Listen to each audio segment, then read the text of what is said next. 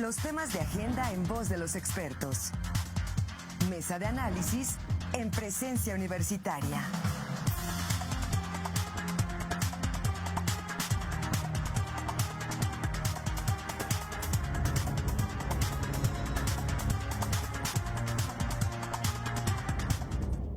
Bueno, continuamos con más aquí en Presencia Universitaria. Vamos a ir con una mesa de análisis en un tema que hoy se está manejando ya en muchos medios de comunicación, pero también me parece que hoy, que quizás sea algo que se tenga que destacar, hoy es un tema que también ya en la sociedad se comienza a hablar, el tema del Poder Judicial, al que conocemos quizá como ciudadanos muy poco de lo que significa el Poder Judicial.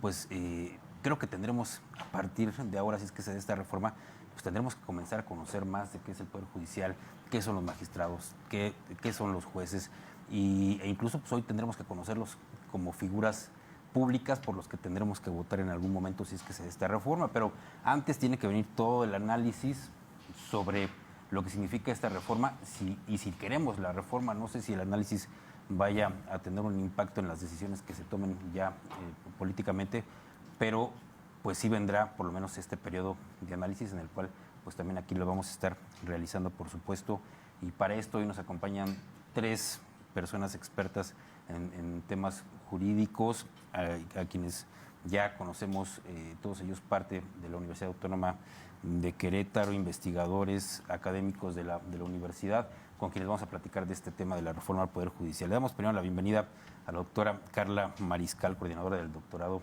en Derecho, quien ya nos ha acompañado en otra ocasión. Doctora, muchas gracias por estar con nosotros. Muchas gracias. Les agradezco mucho esta oportunidad de la Facultad de Derecho para poder comentar, ¿no?, lo que corresponde a la reforma del Poder Judicial.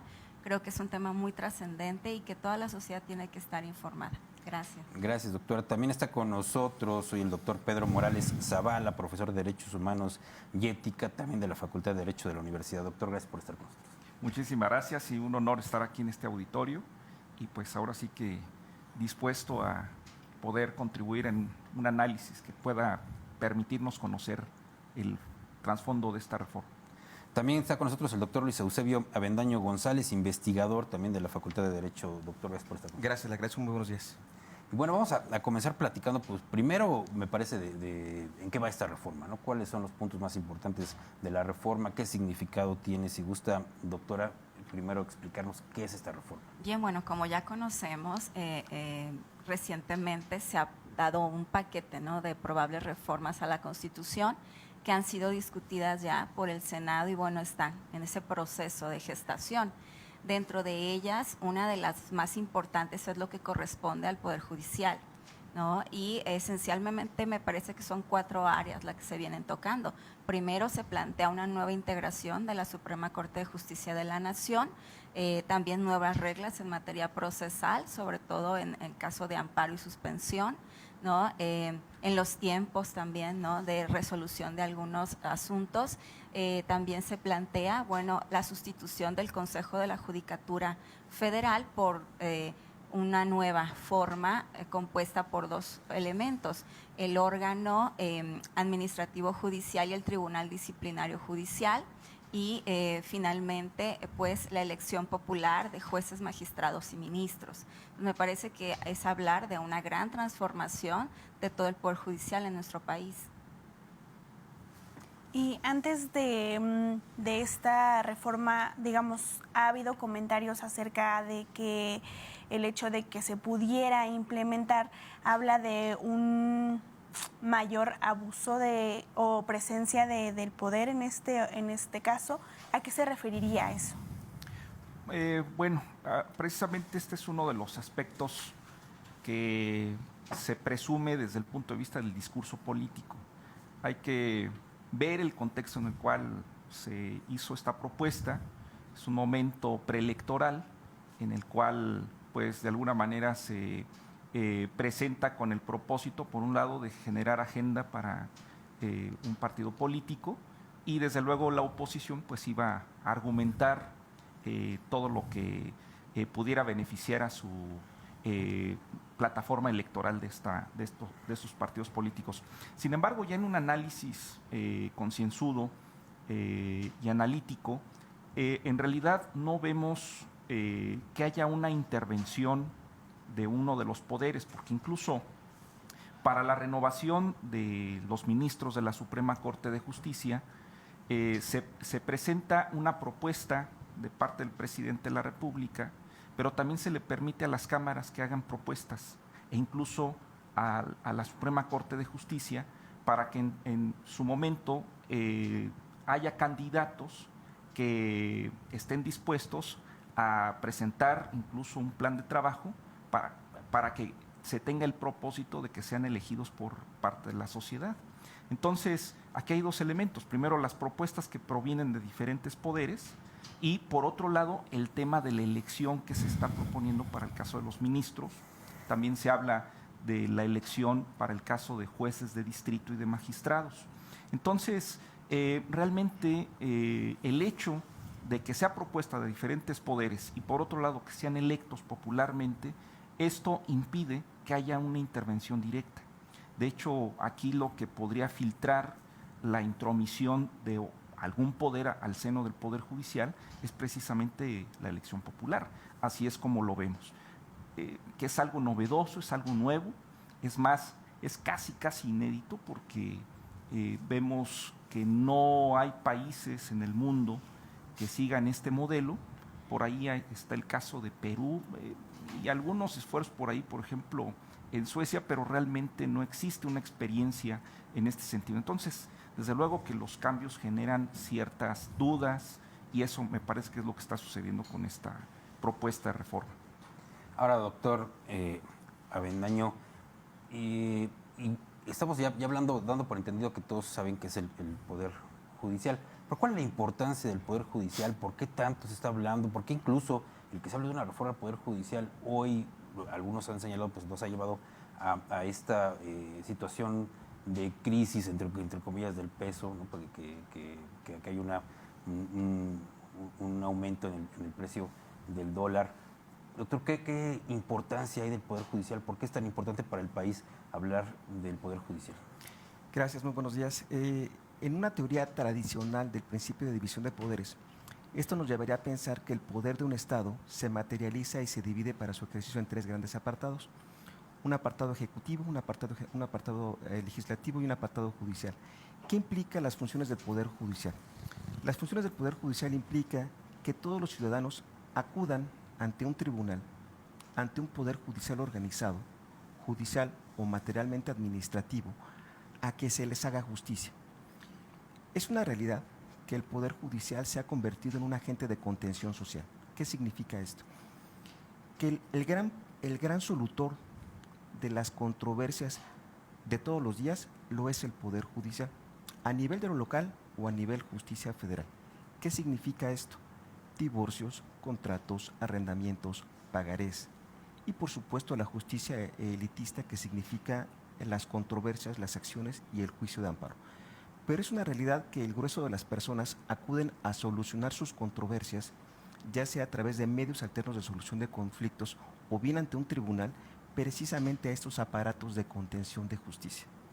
En función de ello es que el Poder Judicial adquiere una relevancia importante en función de ser precisamente el garante de la aplicación de la ley para tratar de contener socialmente y resolver los problemas. Por supuesto que esto genera un impacto a nivel local, a nivel federal, a nivel internacional, porque el hecho de que se trastocara de fondo una institución que tiene por finalidad atajar o resolver controversias, por supuesto que significaría un cisma para todo el andamiaje, para toda la estructura de un país en particular. Aunque recordemos que este presupuesto no es nuevo. Ya en 1995 el entonces presidente de la República, Ernesto Zedillo, generó una reforma constitucional a partir del cual prácticamente disolvió el Poder Judicial Federal, llamó a la conformación de una nueva Suprema Corte de Justicia y durante prácticamente 6 meses, un año, estuvimos sin el máximo tribunal de este país, lo cual no impidió que la justicia siguiera sus procesos ordinarios. Me refiero, insisto, la justicia ordinaria, la justicia laboral, la justicia administrativa, pero también la réplica ante los tribunales federales, en la proporción que así compete. Es por eso que el Poder Judicial adquiere una importancia fundamental, porque es el gran agente de contención social que precisamente garantiza el que todas las personas, para efecto de no desbordarse en un fenómeno de autosanción, autocomposición, autocensura, acude precisamente a un tercero para que éste se encargue de aplicar el derecho, de dirimir sus controversias y se convierte en este agente de contención social a partir del cual los procesos y las causas se despresuricen. Y hay algo que me gustaría citar acerca de justamente las diversas opiniones, ¿no?, que varios especialistas han objetado acerca de esta reforma que se pretende hacer al Poder Judicial, y va en torno a que esta significaría también un retroceso en cuanto a diferentes rubros en el país. Uno de ellos, bueno, se las quiero leer. Es de un especialista de la UNAM y dice: de aprobarse la iniciativa de reforma constitucional, el daño al Poder Judicial de la Federación sería mayúsculo. Generará un movimiento pendular para que sus integrantes dejen la posición de independencia e imparcialidad que actualmente tienen garantizada y se adentren en el campo de la política, agregó. Preguntarles a quien quiera tomar la palabra, ¿qué opina respecto a esto? ¿Sí habría un retroceso en cuanto a que el pueblo sea quien elija a estas personalidades? También leía acerca de que justamente se ponía en duda o en tela de juicio la capacidad de las personas electas para que pudieran llevar a cabo pues el trabajo que se debe hacer. Bien, pues yo creo que hay una gran expectativa, por supuesto, porque todo cambio tiene un cierto temor, ¿no?, y resistencia. Mantener el estado de las cosas es lo más viable, ¿no?, generalmente, y cuando buscamos transformaciones, bueno, hay un cúmulo de suposiciones a favor y en contra. Creo que todas son legítimas y todas parten, ¿no?, de una raíz. En una opinión de carácter jurídico, creo que por supuesto que toda esta reforma tiene una envergadura, un contorno político muy trascendente. Sin embargo, debemos de partir, creo, de que el Poder Judicial, como cualquiera de los otros poderes de la Unión, tiene áreas de oportunidad, ¿sí? No podemos pensar que a la fecha, al día de hoy, como se ha conducido el Poder Judicial, pues no tiene temas, ¿no?, que deberían de ser dimensionados desde otro punto de vista para mejorarse en términos al final de resultados, ¿no? Abatir la impunidad, combatir, ¿no?, a lo mejor los tiempos de proceso, buscar que tengamos una justicia efectiva. ¿Qué quiere decir eso? Que muchas veces podemos culminar procesos, pero al final las partes no están conformes, ¿no?, con la satisfacción de los intereses que se vierten en los tribunales. Bueno, desde ese punto de vista, creo que, como decía Cantinflas, el detalle está en los detalles, ¿no? Si hablamos, por ejemplo, de una nueva integración de la Suprema Corte de Justicia de la Nación, creo que, bueno, ahí interviene la nueva número de ministros que se proponen, ¿no? Migrar de 11 a 9 ministros. Bueno, eso nos daría quizás, a lo mejor, menos sangrado económico a la Corte, por un lado, pero por el otro lado tendríamos que diseñar un esquema que permita que la carga laboral que podrían tener los ministros pues pueda desahogarse, sobre todo en los tiempos que también las nuevas reglas procesales están estableciendo, que son menores, que sería como una perspectiva ideal. Sin embargo, implica una seria transformación y trabajo, ¿no?, al interior. Ahora, uno de los puntos que se debaten a este respecto, por ejemplo, es si hoy estos 9 ministros ya no operarían a través de las salas y el pleno, sino solo en el pleno, quiere decir que todos los asuntos tendrían que conocerlos todos. Entonces, ahí la gran expectación en contra es el hecho de que de verdad les alcancen los tiempos para inmiscuirse en todos los procesos y dar los resultados que se espera que se den, ¿no? Entonces, el cómo se va a llevar a cabo el proceso, ¿no?, al interior de ese pleno, me parece que es el punto fino en donde hay que debatir. Por ejemplo, otro de los aspectos con la elección popular de jueces, magistrados y ministros es, primero, ¿qué va a pasar con los que ya están y los derechos, ¿no?, de alguna manera laborales que tienen hasta hoy día? Si se van a satisfacer o restituir si hay violación de estos derechos, me parece que sería una forma justa de transitar, ¿no? Que esto tendría que quedar muy transparente. Y en la propuesta de la nueva integración a través de ternas, una de las áreas que también creo yo que tendría que ponerse en la mesa del diálogo para hallar un consenso político que nos satisfaga con mejores resultados en la reforma es el hecho de que, bueno, parece que entran al juego solo estos 10, ¿no?, de cada poder que al final van a integrar los 30, ¿no? ¿Y qué pasa con los que se puedan autoproponer al interior del Poder Judicial que no podrían alcanzar estar dentro de estos 10? Pues se anula la aspiración desde algún punto de vista, ¿no? Entonces me parece que son esos pequeños detalles los que tendrían que dialogarse en las cámaras y que todos los colores políticos tendrían que dar un análisis muy certero y puntual, no nada más de abstracciones generales sobre la reforma o probables impactos que solo vamos a poder medir hasta que se estén dando. ¿Sí? No todo es especulación finalmente, sino que tengamos esta altura cívica y jurídica de poder ponderar, ¿no? Cómo puede establecerse esta reforma, cómo puede ser viable con las mejores reglas para tener los resultados que deseamos todos en general. Doctor Morales, preguntarle, hemos escuchado al presidente hablar reiteradamente de acabar con la corrupción. Incluso hemos escuchado de un vínculo o de una protección del Poder Judicial al crimen organizado, dice él, a los delincuentes de cuello blanco. Con esta reforma, doctor, ¿se acabaría con la corrupción y con el vínculo con el crimen organizado? Me parece que es un paso. Lo que se está planteando es una reforma constitucional. Digamos, las bases de lo que se aspira sea el diseño de un nuevo poder, del Poder Judicial. Es un hecho que el Poder Judicial requiere una reforma porque pues vemos muchos problemas. Vemos, por ejemplo, el problema, decía aquí el doctor, de la importancia del Poder Judicial en temas cotidianos como una pensión alimenticia, un divorcio, en fin, todas las problemáticas que pueden tener los ciudadanos. Y cuando se presentan controversias, pues vemos una dilación en la resolución de estas controversias. Entonces, definitivamente se tiene que reformar ese poder para dar una justicia pronta y expedita, diría la Constitución.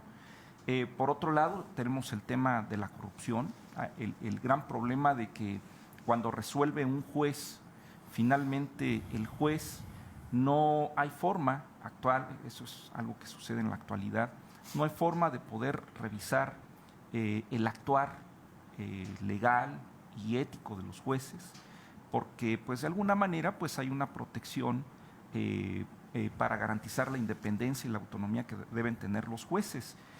Sin embargo, esto pues se ha malversado y pues también tenemos casos en los cuales vemos a delincuentes o incluso gente relacionada con los negocios que pues promueven amparos y pues salen con el gran beneficio de la suspensión provisional y permanente, ¿no? Cuando, digamos, hay mucha evidencia de que pueden estar haciendo cosas negativas. Entonces, son cosas que sí definitivamente se le tienen que entrar. La reforma constitucional en sí no da garantía de ello, pero sí me parece que es una base interesante. Como decía la doctora, bueno, pues todavía no sabemos el beneficio que pueda tener en esos temas, pero esto es lo que permitiría entrarle a la discusión. El tema del Poder Judicial es un tema que es pocas veces analizado y revisado. Pasó en el 95, como bien lo citaba el doctor Luis, donde el presidente de la República es el que llega a imponer una reforma constitucional, no me dio ningún diálogo, ningún tipo de propuesta de diferentes sectores, simplemente fue una imposición del presidente de la República, y esto pues nos habla de que pues ese poder necesita ser analizado y revisado. Entonces yo creo que más bien aquí lo que debe suceder es que ante esta propuesta que hizo el presidente Andrés Manuel y que hoy con el triunfo de la doctora Claudia Sheinbaum, pues se sienten las bases para entrarle a la discusión. O sea, aquí lo que haría falta es el diseño de una legislación que de alguna manera permita darle solución a esos problemas. O sea, de qué manera se puede enlazar la propuesta del nuevo diseño que se está proponiendo con lo que digan los diferentes sectores académicos, políticos, porque debe entrar a esta discusión. O sea, sí es necesario un análisis concienzudo del tema del Poder Judicial. Y ahí, bueno, ya hemos mencionado algunas cosas, incluso que no se tienen como tal vistos algunos beneficios de los que pudiera traer esta reforma, pero si pudiéramos hablar a grandes rasgos, esta reforma al Poder Judicial, ¿cómo beneficia a la sociedad? Aspiro a que la reforma sí traiga un beneficio de fondo. Vuelvo a insistir, no hay texto sin contexto y me vuelvo a referir al evento de 1995. En 1995 la reforma constitucional del presidente Zedillo tuvo por objeto jubilar, mandar a su casa a 21 ministros, llamar a una nueva conformación de la Suprema Corte de Justicia, la integración de un nuevo pleno con 11 ministros, la creación de un Consejo de la Judicatura y el rediseño funcional de la Corte como Tribunal Constitucional. Establezco dos aristas. Entendamos que el ejercicio de la justicia se agota para efectos ordinarios, para efectos de aplicación de la ley a nivel tribunales colegiados. Un asunto que es conocido en un juzgado civil, en un juzgado penal, en un juzgado mercantil, en un juzgado laboral, admite una réplica y esta réplica fatalmente tendrá que agotarse en un tribunal unitario o en un tribunal colegiado. Esa es la justicia ordinaria. La justicia constitucional es la que le corresponde analizar directamente a las y los ministros de la Suprema Corte de Justicia. Y es una justicia por procedimiento que al menos a partir de la reforma de 1995 tuvo por objeto que las y los ministros se abocaran solamente a estudiar las cuestiones que tuvieron por objeto revisar directamente a la Constitución, lo cual en la práctica no se materializó. Las y los ministros siguen fungiendo como un tribunal de legalidad y se siguen convirtiendo en la última instancia con respecto a las réplicas de esta justicia ordinaria. ¿Cuáles serían los efectos o cuáles son las pretensiones de efectos con respecto a la nueva justicia? La carrera judicial tiene que garantizarse. Toda institución tiene áreas de oportunidad y por supuesto que los operadores jurídicos en una gran mayoría son personas preparadas, siempre habrá sus excepciones, pero la mayoría de las veces son personas preparadas, personas académica y profesionalmente desarrolladas y por supuesto que ejercen una expertise con respecto a sus formas de trabajo. Me parece que la reforma debe tener por objeto fortalecer esa área de justicia ordinaria y dejar a las y los ministros un área totalmente reservada, que es la justicia constitucional. Aquí el riesgo que corremos es saber si las nuevas ministras o ministros, independientemente de la forma en cómo son designados, van a obedecer a esos estándares en cuanto a control de convencionalidad, parámetros de control de regularidad, suspensiones, precedentes en materia jurisprudencial. Vamos a ver cuál es la suerte que va a correr este nuevo modelo de justicia a nivel ministros.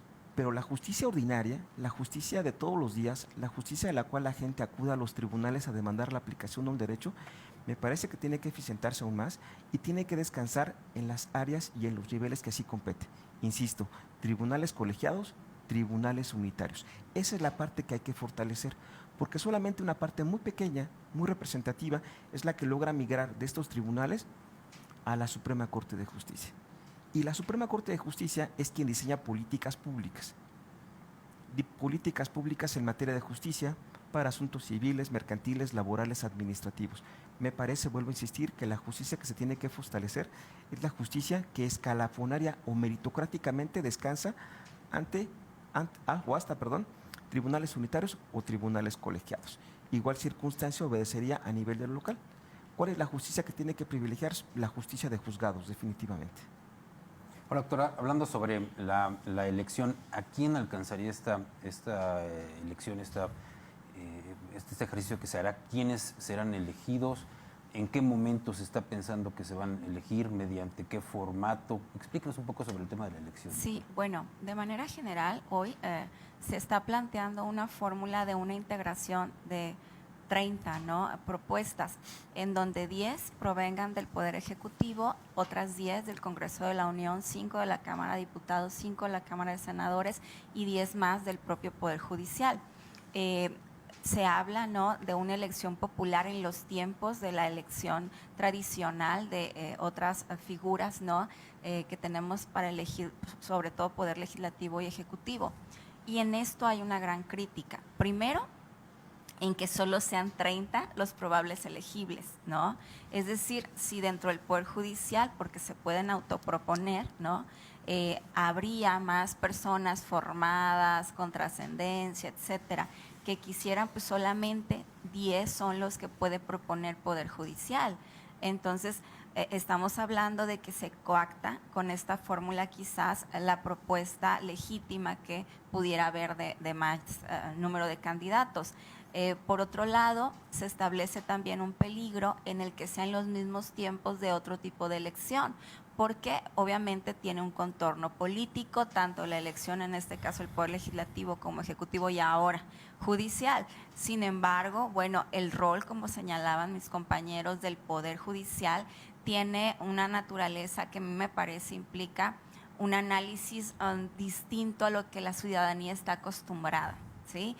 Yo no quisiera pensar que la ciudadanía no está preparada, sin embargo, sí necesitamos informar más, ¿no?, sobre cuál es la función, el papel, lo que se espera del Poder Judicial, del perfil de quienes sean jueces, magistrados, ministros, ¿no? Y no sé si los tiempos que están manifestando, que son solamente 60 días, alcancen para que junto, ¿no?, con las otras propuestas la ciudadanía pudiera tomar conciencia y elegir de la mejor manera posible.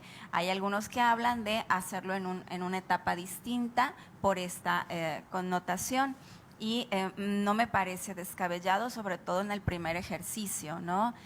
Quizás ahí, como les digo, es donde tendríamos que plantear el consenso de las fuerzas políticas al interior de las cámaras y que se llegue a una fórmula en tiempos de campaña, en el número de propuestas finales que puedan ser elegibles de cada uno de los poderes de la Unión y los tiempos, ¿no?, de la elección. Ahora, otra de las cuestiones me parece también trascendente que plantea es la prohibición de precampañas, el hecho de que no pueda dotárseles de financiamiento ni privado ni público, el reglamentar los tiempos, ¿no?, de spot de radio y televisión por partes iguales, me parece que es una gran iniciativa. Creo que es algo que tendríamos que migrar, ¿no?, en todo tipo de elecciones, en tiempos, en áreas de economías, de tiempos y de hacer lo que nos corresponde más allá del marketing político, ¿no?, de la envergadura que es decidir, ¿no?, los rumbos y los destinos de la nación. Ahora, creo que como les señalaba, la gran responsabilidad será entonces del electorado. Y nosotros tenemos la responsabilidad, pues, de formar a ese electorado. Creo que esa sería la gran tarea de las figuras políticas importantes de nuestro país, ¿no?, de cada una de las fracciones que integran las cámaras y del propio gobierno federal, ¿no?, que buscar que se haga un ejercicio responsable para que tengamos los mejores resultados posibles. Y en ese sentido quiero aprovechar, por los tiempos también de esta mañana en el programa, a invitar, ¿no?, a todos los que nos escuchan, la Facultad de Derecho de la Universidad Autónoma de Querétaro, en aras, ¿no?, de esa conciencia que tiene y del rol social que también tenemos como casa de estudios. Estamos organizando un foro nacional de análisis de las reformas al Poder Judicial en el mes de agosto.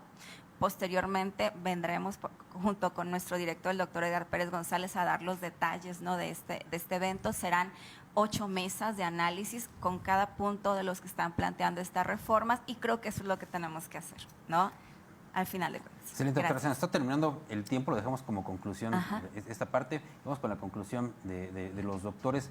Doctor, ¿qué conclusión se puede dar? ¿Cuál es el mensaje que se le puede dar a la ciudadanía en este contexto?